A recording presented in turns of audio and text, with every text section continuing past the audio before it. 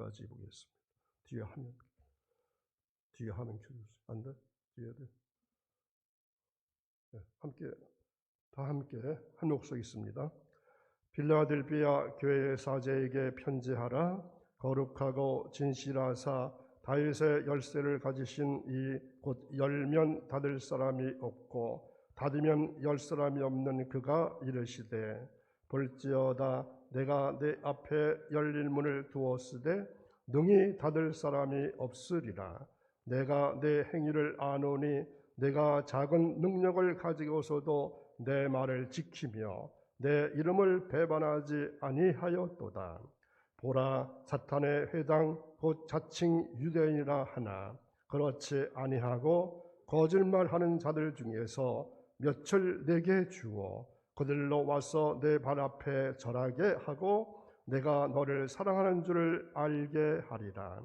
내가 나의 인내의 말씀을 지켰은즉 내가 또한 너를 지켜 시험의 때를 면하게 하리니 이는 장차 온 세상에 임하여 땅에 거하는 자들을 시험할 때라. 내가 속히 오리니 네가 가진 것을 굳게 잡아 아무도 내 멸관을 빼앗지 못하게 하라. 이기는 자는 내 하나님 성전의 기둥이 되게 하리니 그가 결코 다시 나가지 아니하리라. 내가 하나님의 이름과 하나님의 성 곧 하늘에서 내 하나님께로부터 내려오는 새 예루살렘의 이름과 나의 새 이름을 그의 위에 기록하리라. 귀 있는 자는 성령이 교회들에게 하시는 말씀을 들을지어다. 아멘. 오늘도 새벽에 오신 사랑하는 여러분, 요즘 기도하시는 제목들이 응답이 없으신가요? 하나님께서 우리의 기도를 거부하신다거나 아니면 지체하신다고 오해는 하지 마십시오. 매일같이 새벽을 깨우고 새벽 기도를 쌓는다는 것은 보통 일이 아닙니다. 그러니 힘을 내시기 바랍니다. 하나님은 여러분의 기도를 들으시고 반드시 응답하실 때가 오게 될 것입니다. 오늘 말씀은 형제를 사랑하는 빌라델비아 교회입니다. 목회자들이 공통적으로 느끼는 것 가운데 이 교회의 성장을 막는 몇 가지 질병을 기록한 것을 본 적이 있습니다. 첫째는 개척자 주권증이라는 질병입니다. 이 병은 우리만 남아서 교회를 지키겠다고 하는 질병으로 소위 텃세라고 하는데 버려야 할 병이죠. 둘째는 친교 과잉증이라는 질병입니다. 교회 안에서 짝짝꿍끼리 너무 친교가 심해도 병이 됩니다. 고향 사람들끼리 또는 같은 직업 있는 사람들끼리 아는 사람끼리 친한 사람끼리 여기에 다른 사람은 끼일 수가 없기 때문이죠. 셋째는 시설 협착증이라는 질병이 있습니다. 이 병은 주차장이나 교육관이 너무나 부족하면 이 장소 부족증에 걸려서 교회가 성장하지 못합니다. 넷째는 에베소 증후군이라는 질병입니다. 이 병은 예수님을 만나 품었던 처음 사랑을 잃어버렸던 에베소 교회처럼 예수님에 대한 첫사랑을 잃어버리고 신앙 경화증, 은혜 불감증, 또 설교 중독증에 걸려 버리면 교회가 성장하지 못하는 질병입니다. 다섯 번째는 유명무실증이라는 병이 있습니다. 이 병은 직분값을 못하는 교인, 역사와 전통만을 자랑하는 교회 지도자들이 지나치게 권위의식에 사로잡혀 있으면 이 교회는 힘을 못 쓰게 됩니다. 여섯째는 지도력 긴장증이라는 질병입니다. 이 병은 목회자의 지도력에 지나치게 견제를 하게 될 것 같으면 교회가 성장하지 못한다는 병입니다. 교회는 지도력을 강화시켜야 합니다. 리더십이라는 것은 높은 곳에서 지름길을 보고 거기에 길을 내도록 하는 것이 리더십입니다. 꿈을 주고 미래를 주는 것이 지도력입니다. 교회는 목사의 충만함으로 부흥합니다. 은혜나 능력, 말씀, 거기에 지도력입니다. 이 300명 교회 목사와 3,000명 교회 목사와 3만 명 교회 목사의 지도력이 결코 같을 수가 없습니다. 혹 우리 교회 안에서 지금 말씀드린 6가지 유형 가운데 어떤 질병이 우리에게 있는가를 살펴서 하나라도 해당 사항이 있다면 서둘러 치료하려고 하는 노력이 있어야 할 것입니다. 교회는 분명 물질적 공동체가 아니라 영적인 공동체라는 사실입니다. 때문에 영적인 문제가 해결돼야만 그 교회는 성장하게 되어 있습니다. 그 성장 속에서 필요한 시설들이 늘어나게 되는 것입니다. 그렇다면 예수님께서 보실 때 참 좋은 교회, 칭찬하시는 교회는 과연 어떤 교회일까요? 성경에는 주님의 사랑과 칭찬을 받는 교회들이 많이 소개되고 있습니다. 지금은 7교회를 살펴보고 있지만 다른 교회 생각나는 교회 있으실까요? 오늘 본문에 나오는 적은 능력을 가지고도 말씀을 잘 지켜서 칭찬받는 빌라델피아 교회, 또 환난과 궁핍 속에서도 죽도록 충성하여 칭찬받은 서모나 교회, 맨 처음 세워져서 은혜와 사랑으로 충만했던 초대교회인 예루살렘 교회, 합심하여 기도하고 최초로 선교사를 파송했던 안디옥 교회, 또 안 믿는 사람들에게 본을 보여주며 믿음의 소문이 퍼져나갔던 데살로니가 교회, 또 말씀을 사모하고 성경을 깊이 연구하여 신사적인 교회라고 칭찬받았던 교회가 있었죠. 어떤 교회? 베르야 교회.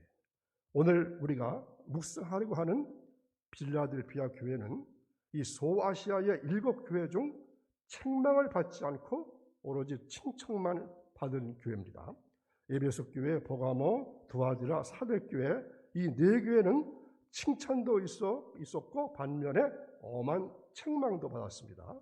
이 라오디게아 교회는 칭찬은 없고 책망만 받은 교회지만, 그러나 서머나 교회와 이 빌라델피아 교회는 책망은 없고 칭찬만 받은 교회였으니까 얼마나 자랑스러운 교회일까요? 제가 참 좋아하는 교회 중에 하나입니다. 특히 작은 교회 가서 말씀을 전할 기회가 생겼을 때 이 교회를 소개하고 용기를 북돋아 주었던 그러한 경우도 몇 번 있었습니다. 우리 교회도 과연 빌라델피아 교회처럼 칭찬을 받을 수 있는 교회가 될 수 있기를 간절히 바랍니다. 자, 빌라델피아라는 단어 뜻은 형제 사랑입니다. 그러면 사진 4번 찾아보시면 좋겠습니다. 이름 그대로 이 교회는 형제 사랑을 칭찬한 교회입니다. 자, 빌라델피아 교회인데 이거 기둥만 남아 있죠. 주전 153년에서 138년 보가모 왕 빌라델피아에 의해서 이 도시가 세워졌습니다. 그의 이름을 따서 빌라델피아로 불리우게 되었습니다. 이것은 4대 보가모 그리고 라오디게아와 시에라 볼리라고 하는 사이에 위치하고 있어서 이들을 잇는 중요한 교통의 요충지였습니다. 이것은 농업과 가죽제품, 직조업이 주요 산업이었고 농산물로는 포도를 재배했다고 합니다. 그래서 이 빌라델피아 교회에서는 소아시아 내에 300여 교회에 성찬식에 쓸 포도주를 무료로 공급하였기 때문에 형제 사랑을 실천한 교회, 이렇게 알려져 있습니다. 서모나와 이곳은 책망받지 않은 교회입니다. 그리고 너는 내 계명을 잘 지켰다고 칭찬을 받은 교회입니다. 이 서모나 교회와 더불어서 책망 없이 칭찬만 들은 교회로 서모나 교회는 순교의 교회를 할 것이며, 반면에 빌라델피아 교회는 순교의 교회, 이렇게 말할 수 있습니다. 힘은 부피와 무게에 비례하는 것입니다. 육체의 무게가 완력입니다. 재물의 양이 재력입니다. 외적으로 성도의 수적인 면이나 지역의 경제적 어려움 등이 외형적인 능력이 외형적으로 능력이 적은 교회가 바로 이 빌라델피아 교회입니다. 그러나 나타난 결과는 오히려 여건이 좋은 교회보다 더 믿음을 잘 지키고 많은 핍박과 박해도 믿음을 배반치 아니하고 큰 승리를 거두고 있음을 칭찬하십니다. 주님이 보시는 것과 또 세상이 보는 것과 같지 않습니다. 부자의 많은 연보보다 과부의 두 렙도를 더 많다고 칭찬하시듯이 적은 능력 가지고 말씀을 지키고 배반치 아니한 것을 주님께서 기뻐하십니다. 우리가 현재 무엇을 얼마나 소유하였느냐 보다는 현재 어떻게 일하느냐가 더 중요한 것을 기억하셔야 합니다. 자, 10절 보겠습니다. 읽은 말씀 10절. 내가 나의 인내의 말씀을 지켰은즉 내가 또한 너를 지켜 시험의 때를 면하게 하리니 이는 장차 온 세상에 임하여 땅에 거하는 자들을 시험할 때라. 아멘. 시험의 때를 면하게 하신다고 말씀합니다. 이 점수가 높은 자는 낮은 단계의 시험을 면제해 주는 제도들이 있습니다.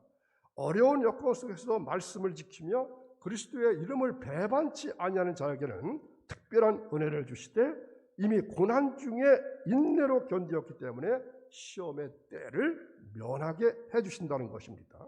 하나님은 시험을 주시되 감당하지 못할 시험을 허락치 아니하고 당할 즈음에 피할 길을 주시니까 배반치 아니한 자는 시험에서 면하게 되는 것입니다.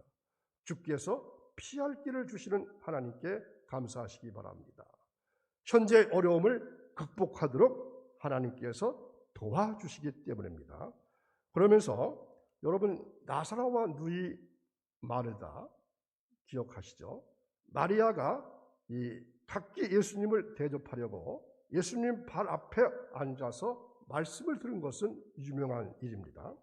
예수님은 오히려 앉아있는 마리아를 칭찬하시면서 좋은 표를 택하였으니 빼앗기지 아니하리라 이렇게 말씀하셨죠.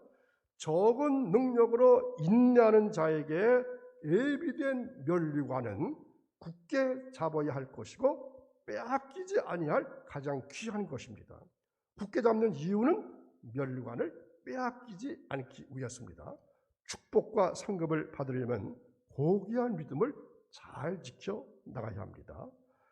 그러면서 12절을 다시 보겠습니다. 12절.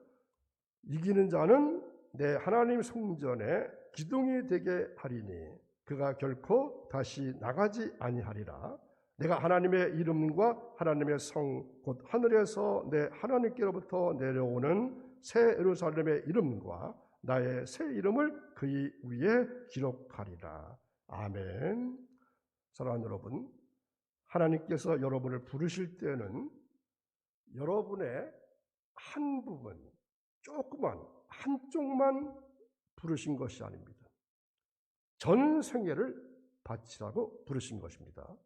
그래서 신앙은 이것이냐 아니면 저것이냐의 결단입니다. 하나님을 잡기 위해서는 지금 가장 귀중하다고 생각하는 것, 생명줄이라고 생각하는 손을 놓지 않고는 신앙을 소유할 수 없다는 것입니다. 그래서 믿음은 200% 확신이어야 합니다. 이 믿음이 바로 정성입니다. 상처뿐인 영광이라는 말이 있습니다. 예수 그리스도가 보여준 교훈이 바로 이것입니다. 십자가의 상처가 우리를 살리셨습니다. 그 상처가 우리를 죄에서 구원하시고 치유해 주셨습니다. 내가 빛을 바라보고 서 있으면 내 얼굴이 밝게 빛납니다. 그러나 빛을 등지고 서 있으면 내 얼굴에 어두운 그늘이 생기게 됩니다. 영원한 빛이신 주님을 똑바로 바라보고 내 얼굴을 주님께로 향하게 된다면 우리의 삶과 우리의 모든 생각들이 밝고 환하게 빛날 줄로 믿습니다. 이러한 성도들에게 오늘 말씀은 어떤 복을 약속하고 있습니까? 첫째는 성전의 기둥이 되게 하신다고 말씀하십니다. 성전의 기둥이 된다. 기둥이 없으면 집은 무너집니다. 기둥이 없어서는 절대로 안 됩니다. 집을 지탱하는 귀중한 역할이 바로 기둥입니다. 가정의 기둥, 가문의 기둥, 교회의 기둥, 국가의 기둥 같은 인물들이 다 되시기를 축원합니다. 또 세 가지 이름을 주시겠다고 말씀하십니다. 12절에 보면은 하나님의 새 이름과 새 예루살렘의 이름, 그리고 주님의 새 이름을 주시겠다고 약속하셨습니다. 곧 하늘의 시민권을 주시고 너는 내 것이라고 하는 인쳐 주신다는 것입니다. 영원한 하늘나라의 복을 약속하신 것입니다. 그러므로 사랑하는 여러분, 빌라델피아 교회처럼 우리 교회도 정성을 다 바치는 사랑스러운 교회가 되기를 간절히 바랍니다. 주님의 말씀을 잘 배우고 지켜나가고 순종하는 성도가 되기를 바랍니다. 그리고 주님의 이름을 끝까지 배반하지 않는 교회가 되어서 나라와 민족 그리고 교회를 위하여 기둥 같은 교인들이 될 수 있기를 주님의 이름으로 축원합니다. 기도하겠습니다. 거룩하신 하나님 아버지, 주님께로부터 받은 능력을 잘 활용해서 큰 역사를 이루어서 잘 지켰다고 칭찬을 받게 하시며 또 하나님의 성전 기둥이 될 수 있기를 간절히 원합니다. 생명남교회 전 교인이 충성스러운 일꾼이 되기를 원합니다. 성도들 가정마다 모범적인 가정 되게 하시고 자녀들의 길을 보호해 주시고 저들이 하는 일 위에 형통의 축복이 있기를 원합니다. 저희들 하여금 하나님의 사랑받는 종들이 다 되게 하옵소서. 그리고 헌신적인 신앙의 사람 되게 하옵소서. 그래서 하나님께는 영광을 돌리게 하시고 교회는 부흥되게 하시고 저의 가정은 성도의 가정으로 부족함이 없도록 또한 저의 자신은 온전한 신앙으로 우뚝 설 수 있게 도와주옵소서. 오늘도 임마누엘 되시는 주님과 함께 동행하는 복된 삶을 살기를 원하며 예수님의 이름으로 기도하옵나이다. 아멘.